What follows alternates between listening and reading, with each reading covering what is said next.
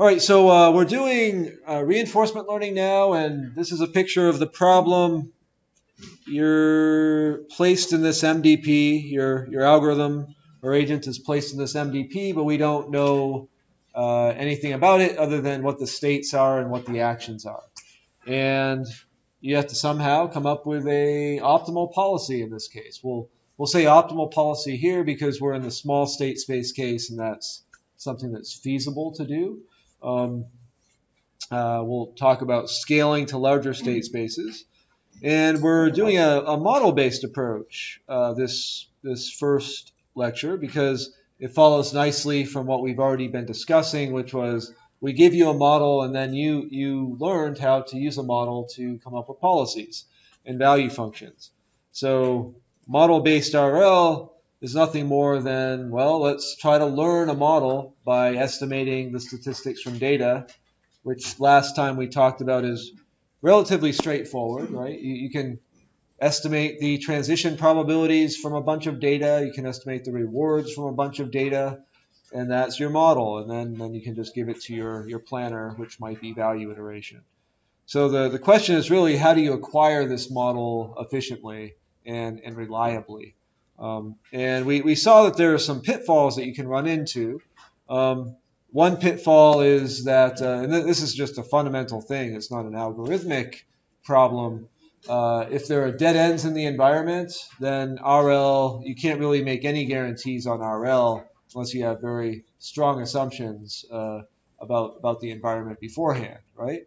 Because at any point, there could be a cliff that you fall off, and that's just a fact of life. So any theory in RL will, as we said last time, will typically assume there are no dead ends, and they'll make a few other little assumptions.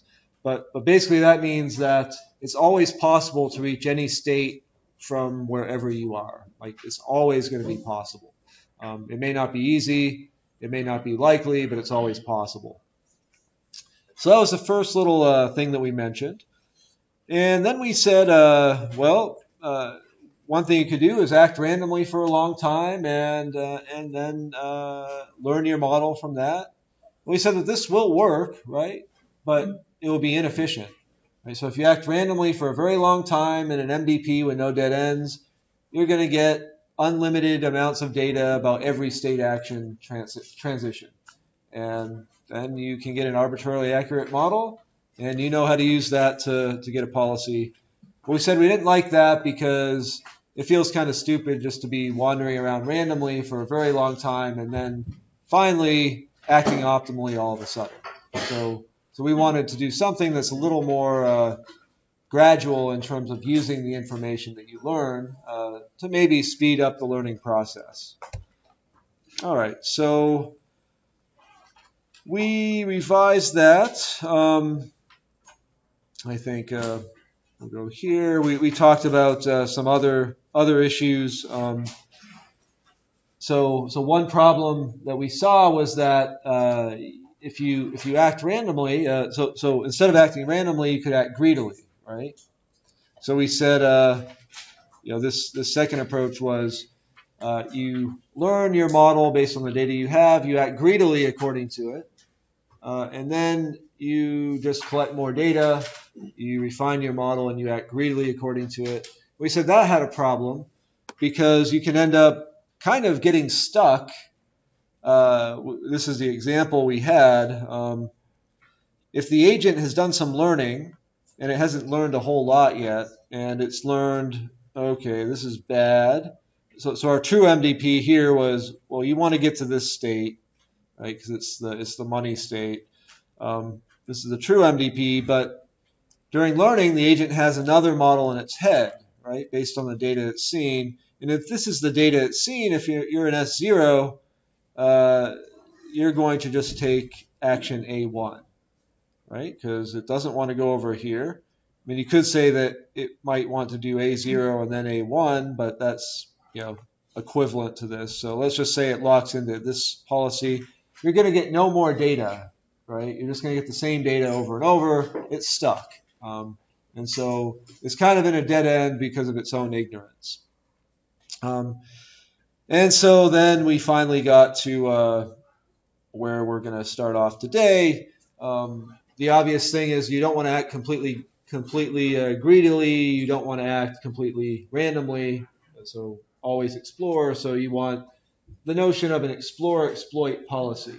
And this is something that almost every RL algorithm will have. They'll have some way of sort of trading off exploration with exploitation and sort of varying that as learning proceeds. And usually what happens is you start off with a lot of exploration to gather lots of data, and then you ratchet the exploration down and you act more greedily over time. If you look at most reinforcement learning packages and code that people are using, they'll have some strategy for doing this. And we'll talk about a couple of these. But our model-based loop here is really simple. It's pretty much what we had. Whatever data you have, you're going to estimate your model, and you're going to solve it for the optimal policy. And then you do some explore exploit policy. And this is going to use the result of the optimal policy that you found for the current model. That's the exploit part. You get more data and you just keep looping. And so the real question is here is what is the explore exploit policy? So is this loop, does this make sense to people? Right, there's not much to it, but we kind of built up to this as being the solution, at least for this class of model-based algorithms. We're going to show one other class. All right, so just to talk about what the explore exploit policy is, let's just say what the Q function is, which is basically the thing that lets us pick a greedy action. And we had this last time, and so just to review, V, so we have our current model, and T here and R here are basically our estimates based on the data we've seen so far. Right, so we got data, we estimate R and T.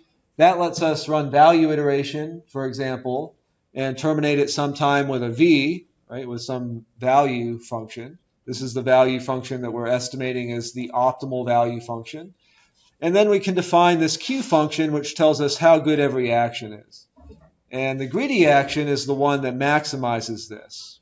And that the greedy action is nothing more than what the Bellman backup would choose when it's doing the max over actions. So this is nothing fancy, but it's just we're going to be using the Q function notation later on. So generally, what people talk about when they talk about exploration functions is this.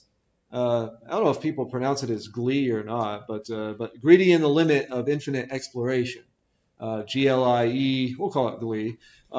But this is a formal property that basically means your explore exploit policy is in the infinite limit. It becomes a greedy policy, but it's always going to be exploring.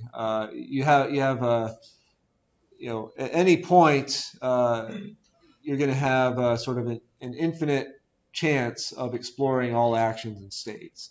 But in the limit, it will become greedy. And for model-based RL, this isn't necessarily strictly needed. But if you want to think of the RL algorithm as converging to taking optimal actions, it is needed because if we look at this loop, eventually, if you want this loop to converge to an optimal policy, converge to something that's taking optimal actions, this needs to eventually just take optimal actions in the limit. In practice, you're going to be running a loop like this, and then you're going to be extracting whatever the optimal policy is based on this loop, and that's what you would be running. You'll be running the policy you extract without any exploration. But greedy in the limit of infinite exploration lets this actual RL algorithm converge to something that's taking optimal actions in the limit. So there's some very simple. This is a very simple type of greedy in the limit policy, and theoretically speaking, this is correct. So what you'll do is you define some function, p of t, which is the probability of taking an exploratory action or a random action, we'll say. And then with probability 1 minus p of t, you'll take a greedy action. That's pretty straightforward. And if you have p of t equals to 1 over t, and t is sort of the, you could have this be the total time steps, or you could have it be it could be dependent on the state action pair that you're looking at. You know, this thing will converge to a greedy in the limit policy, right? Because 1 over t in the limit goes to 0, and you'll have a probability of 1 of taking a greedy action. In practice, what you often will do is you'll just set, you'll use something called epsilon greedy exploration, and you'll just set epsilon to be some small constant. That's a pretty common thing to do. You don't worry about sort of necessarily becoming purely greedy at the end of the algorithm, but after you learn for a while, you're going to take the policy, the greedy policy, and you're just going to use it with no exploration. Like at test time, if you want to think of it as you have a learning period and then you have sort of, okay, now I'm going to use the policy for real. You take that policy and you use it in a purely greedy way with no exploration. In that setup, setting epsilon to a small constant can be okay. A lot of people will, as I mentioned here, will set it to a small constant in the beginning for some number of iterations, and then they'll decrease the size of the constant. There are lots of ways of ratcheting down epsilon as well, and you can find everybody has their favorite way, and this is often one of the little knobs that you turn in an RL algorithm. How do you ratchet down exploration? Sometimes it matters, sometimes it doesn't. There's not really a good theory for making that choice in terms of getting good practical performance. Theoretically, the only thing you care about is this Glee property. So at the end of the day, epsilon greedy exploration is something you'll hear about a lot. Like, that's a very common term. And this is all it is. You have some epsilon value, and with epsilon probability, you take a random action. Otherwise, you act greedily. Right? So any questions about this? All right. So the other pretty common form of explore-exploit policy is Boltzmann exploration, or this is, it's also sometimes called a softmax policy. And what this is going to do is, so the thing about epsilon greedy exploration, does anybody see any issues with epsilon greedy exploration? Like, why might it not be the ideal thing to be using?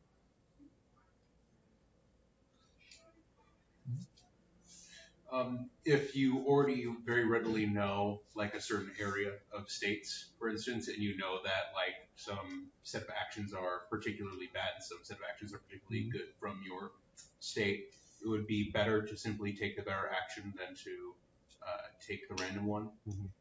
Yeah, I mean, so what he's saying is if we've sort of acquired enough knowledge that we know an action is really bad, it's kind of like we might as well not bother exploring that anymore. And so if you know an action every time you've taken it, you fall off a cliff. Well, let's not have a random probability of picking that one again. Let's pick something that may actually turn out to be a reasonably good action. And so basically, epsilon greedy exploration, it doesn't do anything to exploit your knowledge on the exploration steps, right? It's completely random on the exploration steps, and maybe you should try actions that look a little more promising more than the ones that don't look promising. So that's essentially one criticism you could give for this type of exploration approach. And that's what Boltzmann exploration attempts to deal with in a particular way. So it's going to give a higher probability of exploring actions that look like they're better than other actions. But it doesn't stop exploring actions just because they don't currently look best, because that would be would be bad. You might be stopping your exploration too soon. You might have just got unlucky with a certain action. So Boltzmann exploration defines the probability. So this is we're gonna take actions according to this probability function.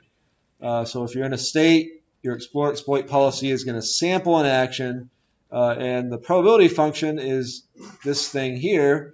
I don't know if it looks scary or not, but it's just focus on the numerator. The numerator basically takes your Q function, right, the Q value of the action, and divides it by this, what we're going to call a temperature parameter, and puts it to an exponential. And then it's going to normalize over all the actions, right? So this just means that if you sum up this probability function over all the actions, you get a value of 1, right? So that's all this denominator is. So it's really a pretty straightforward function. It has a property that larger actions that have currently larger Q values have higher probabilities, right, of being selected. And that's the property that we were sort of looking for. So that's all this function is doing. It's a way of assigning higher probabilities to actions that have larger Q values according to our current knowledge. Our current knowledge may be wrong, and then if we explore something that we think is really good and it turns out to not be so good, we'll adjust the Q values later on. All right. So the thing that there's this parameter here, this temperature parameter, and what this does is just control how peaked the distribution is, right? So a highly peaked distribution will put almost all of the probability mass on the action with the highest Q value, whereas a less peaked distribution will be more uniform. And the temperature, as you can imagine, this is sort of borrowed from statistical physics. High temperatures are going to be more uniform. Lower temperatures are sort of more peaked. Things are cooling down. And let's just look at some examples here. So suppose we have two actions, and the current estimates we have are, at a particular state, we have a Q value of 1, Q value of 2 here. Okay, so A2 looks a little bit better with our current knowledge. A temperature of 10, if you put it in this formula, will give you the probabilities of 0.48 and 0.52. So basically 50-50, right? You're going to explore them roughly the same amount with that temperature. And if you crank down the temperature a little bit to the temperature of 1, you're going to get this. So now you're more highly peaked on the action 2. And if you continue to crank it down, you're going to, to 0.25, you're going to put almost all the probability mass on the second action. Okay, so that's how the temperature works. You can see that it has a big influence on how peaked the distributions are. And typically, what people will do is they'll start with a high temperature, right? Remember we said that typically people explore more in the beginning and then ratchet it down. They'll start with a high temperature and then have some schedule for decreasing the temperature. And there's no theory on how to best do that. There's just sort of empirical choices. All right. So any questions about this Boltzmann exploration? All right. So it's a really simple way of just trying to take actions that are a little more promising more frequently. Right, so that basically, if we just go back here and look at our schema, so if you think about model-based RL, this would be one type of approach, right? And sort of the main variable here is how do you do your exploration and exploitation, and we showed 2 ways.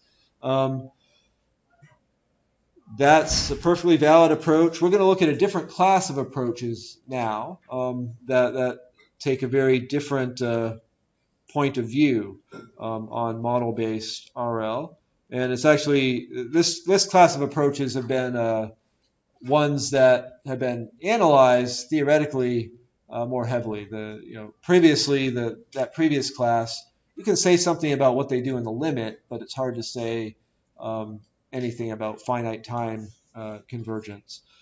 So we're going to see that here they actually can get some results about finite time convergence of RL algorithms. So this class is going to be called, we're going to call it optimistic exploration. And the prototypical algorithm that we're going to learn about is called RMAX.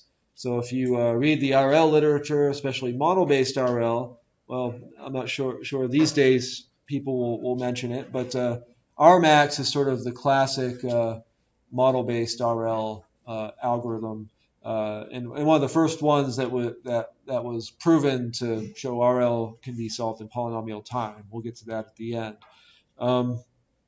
But the idea is very simple. So we saw earlier that you can end up with these problems where internally in your mind the model's not quite right, and you end up in sort of a dead end because of your ignorance, right? So there's a pot of gold over there, but I don't know it, and there's a penny over there, and I know it, and I just go and keep picking up the penny over and over. And that's just a bad it's a bad situation, and it all comes down to the way we showed that example. We actually had an MDP where we showed this happening. The problem there was the state where there was a pot of gold was initialized to have sort of pessimistic reward estimates, right? We initialized all the rewards to 0 in that MDP. And so the penny looked pretty good compared to 0. And so now what we want to do is, well, let's optimistically initialize things. That seems to be a pretty easy fix in some sense, a pretty natural thing to try. And so if you say we're going to keep track of parts of the state space and action space that we know, right? So we're going to say if we've tried an action in a state enough times, we're going to sort of consider, we understand this action. And we'll use the true statistics in our model, our internal model for that action. But if we haven't tried an action enough, especially if we haven't tried it at all, we're going to assume that it's like a really great thing to do. In other words, when I take this action, I'm going to get the maximum reward, and I'm going to end up in the same state, and then I can just keep taking this action and getting the maximum reward. So it's basically assuming that if I haven't tried something or I don't know something well enough, I'm going to assume it's really good. So that's why we call this optimistic. And what will that do? Well, now I found the penny over there. I still haven't been over there.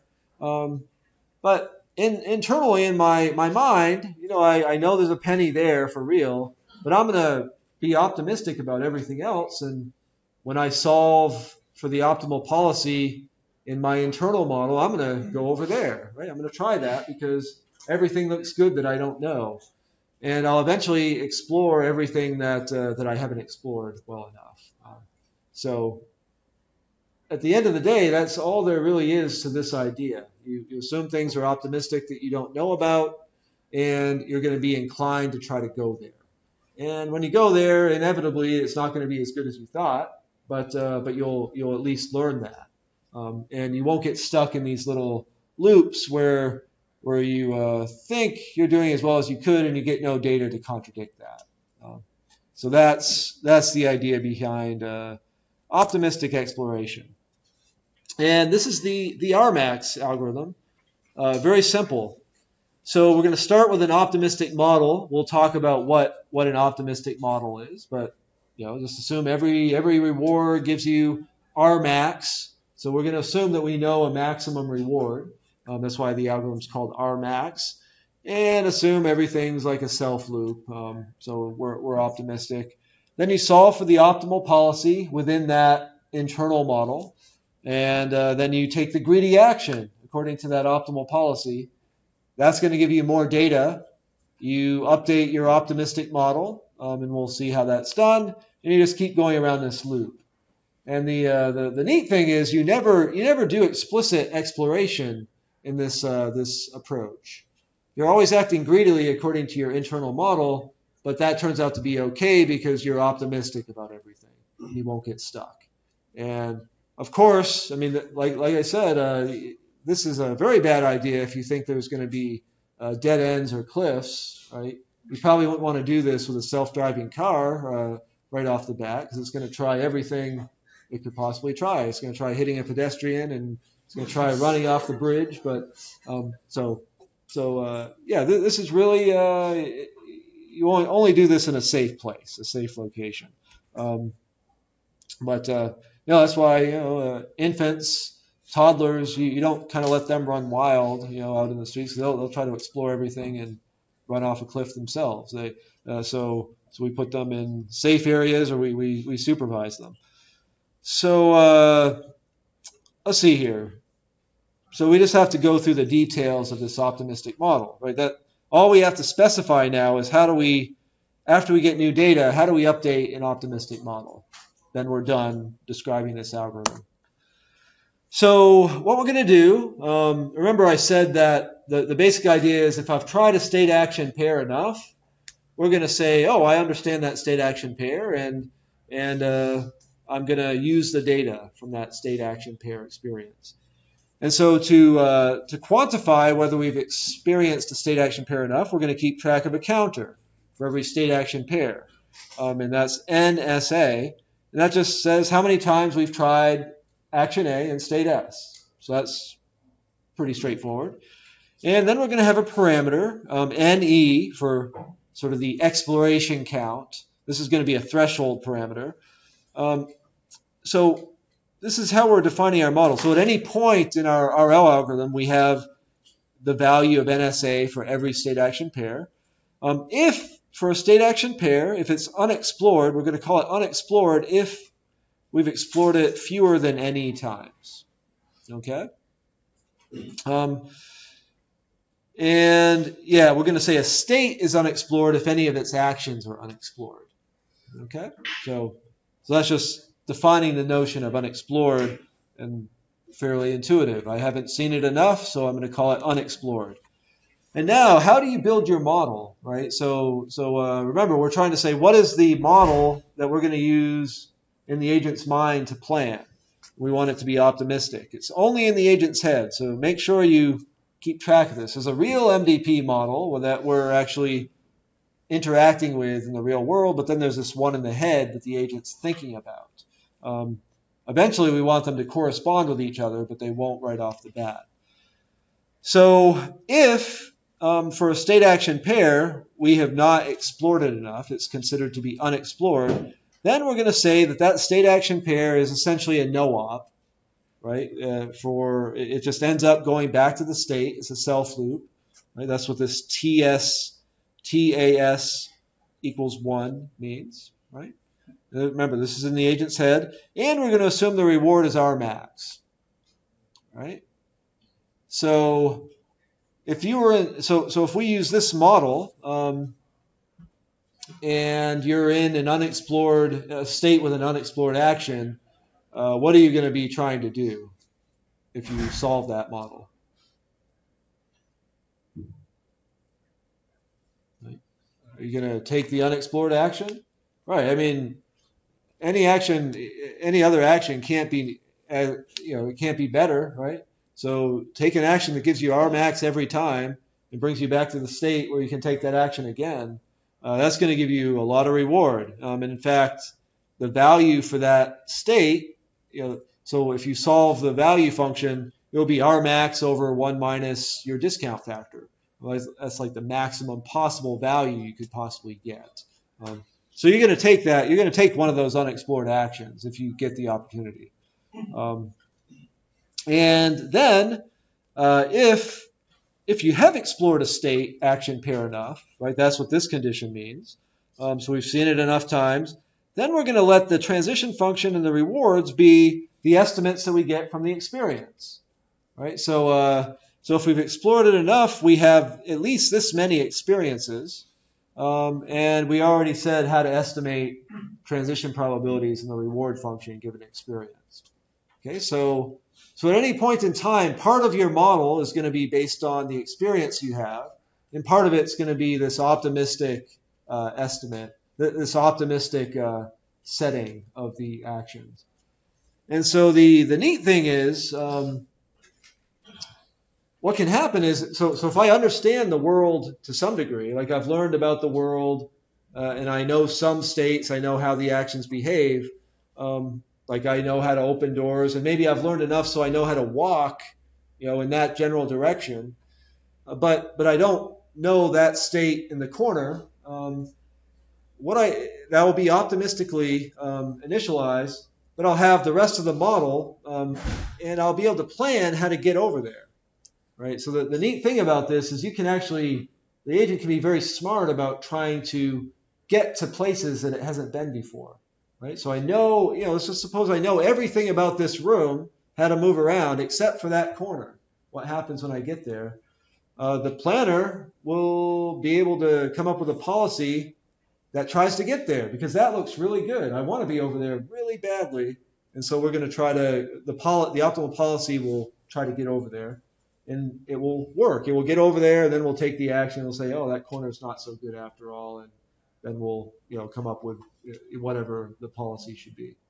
Right. So that's a really neat thing about this type of RMAX algorithm. It actually can explicitly plan to get to new places so that you can try to quickly get new information that you need to get a better model. As opposed to previously, we had this explore exploit policy where we kind of had to rely on more or less random choices to get to that corner, right? Maybe with the Boltzmann exploration, you would be more inclined to go over there, but not really. You're more or less relying on randomness to get there. So, all right. So for a large enough NE value, right? At the end of the day, once you've explored everything NE times, your model is going to be pretty accurate, right? If NE is large enough, right? Because we'll actually talk in a bit, probably the next slide deck, about how fast these estimates converge. But you don't actually need a whole lot of data. It's not like you need exponential amounts of data to estimate these transition probabilities. The estimates converge very, very quickly. So yeah, this is just showing you the optimistic model that we talked about, and I think this is just recapping what we've already talked about. All right, so let's just look at an example of RMAX so that we can see one concrete setting. And so this is the true MDP, right? So this is the true MDP. The agent doesn't know it. And so basically what's going on here, so A1 in S0 gives you 0 reward. A0, you get a 50-50 chance of, you might go up here, but if you do go up there, you can get out of it. It's not like you're stuck. So maybe that's not so bad. And 50 chance of getting here, and then you're really happy, right? So the optimal policy in S0 is going to be what?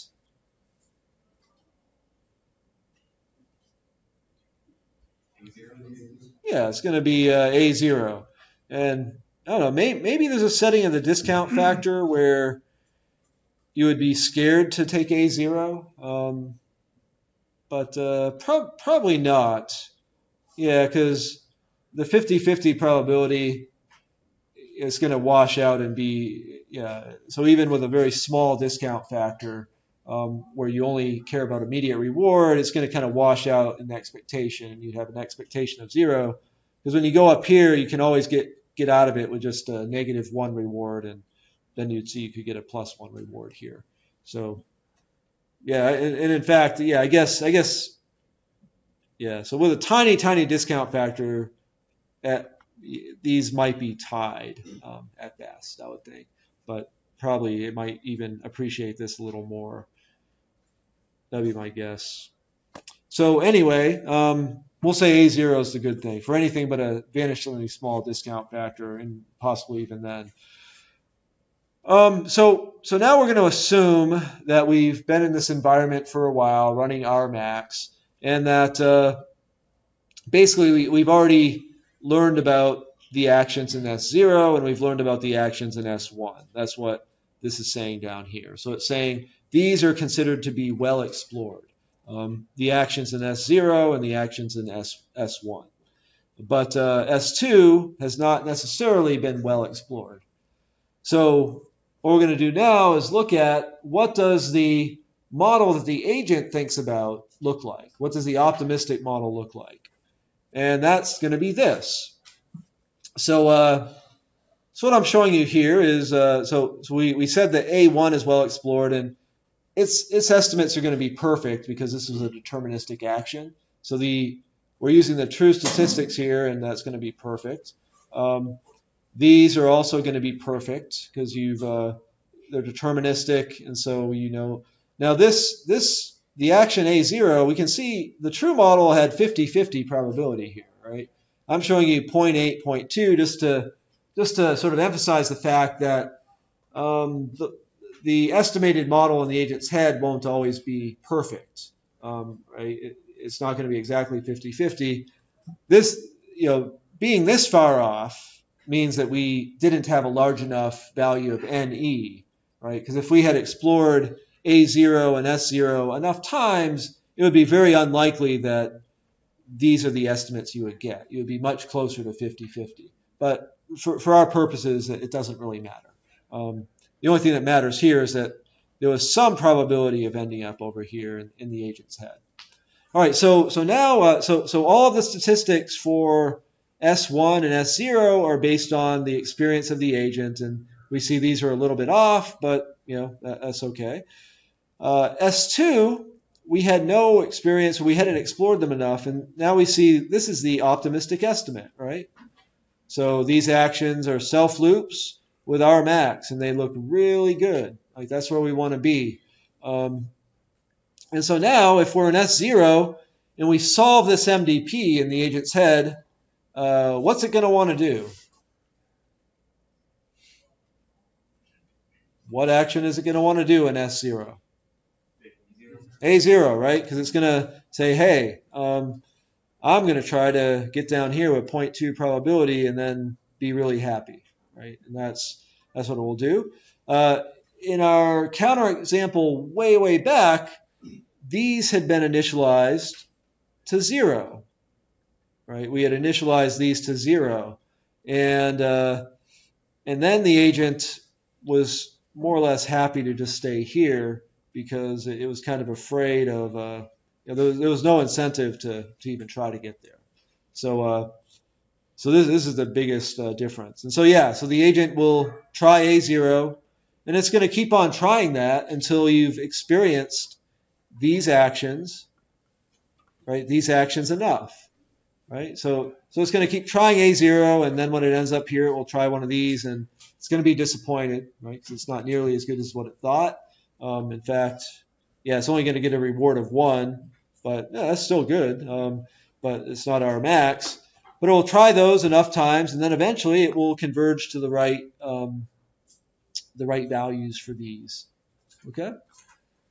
So that's basically our max. There's a really simple algorithm, but it's a pretty powerful technique. So first, are there any questions about our max before we move on? Like how it works? In your initial model, do you assume you have no idea where an action will lead? Yeah. So the initial optimistic model, this isn't strictly necessary, but you need to set it up so that you're going to be optimistic. And the easiest way to do that is to say, I'm going to have a self loop. Everything I don't know is just a self loop that gives maximum reward each time. Yeah. And start with very little information, and you explore actions until you get to new states. And if you don't get to any new states, you just have to keep exploring. Like you could hit a place where your estimate's wrong, but it assumes you can only stay within the region. So this approach, so assuming we have no dead ends in the MDP, so we'll talk about the theory in a minute, but this is guaranteed to definitely converge to a model that is going to give you a near optimal policy. And intuitively it's because, what's going to happen is, so say that there's a part of the state space that you haven't explored enough. Um, uh, what's going to happen is either you have your optimistic model and you're going to solve for the MDP. Either your optimistic model is sort of correct and you get a really good reward and you're going to be happy with that and all the statistics sort of match your optimistic model, or you're going to get someplace and you're going to learn new information that you didn't know about already, right? Because everything you don't know is optimistic, so the algorithm's going to really try to get there. And so how the theory works is if you're not already at an optimal policy, you can easily show, well, I wouldn't say easily, but you can show that this algorithm will get new information, right? And if you have that property all the time, eventually you're going to get enough information about every state action pair. So if you're not at an optimal policy, it's going to find something out that it doesn't know already. Does that somewhat answer? Yeah, I think that particularly in this case, like if we had, when exploring S0, A0, if we just by chance had a low NE and only ended up in S1, and really had no idea we could actually get to S2 via any action. Yeah, well, so that would not, so there's a couple of things here. So one thing that could go wrong is if you have explored S0, A0, what you consider to be enough times, and it turned out that none of those times you ever ended up in S2, right? Then this optimistic model would not even have this possibility. And then you're sort of right. There would be no way, like the optimistic planner would not even consider this as a good option. Now, the theory sort of prevents that by defining enough times exploring the action. So that's extremely unlikely, right? So it defines enough so that your probability estimates are going to be very likely pretty close to the true probabilities. And in that case, as long as there's a reasonable probability of getting here, it's going to look worth it to take A0, right? And so that's how they deal with that. Yeah. But if you define enough experience as one experience, yeah, you're not going to have any guarantees at all. Any other questions?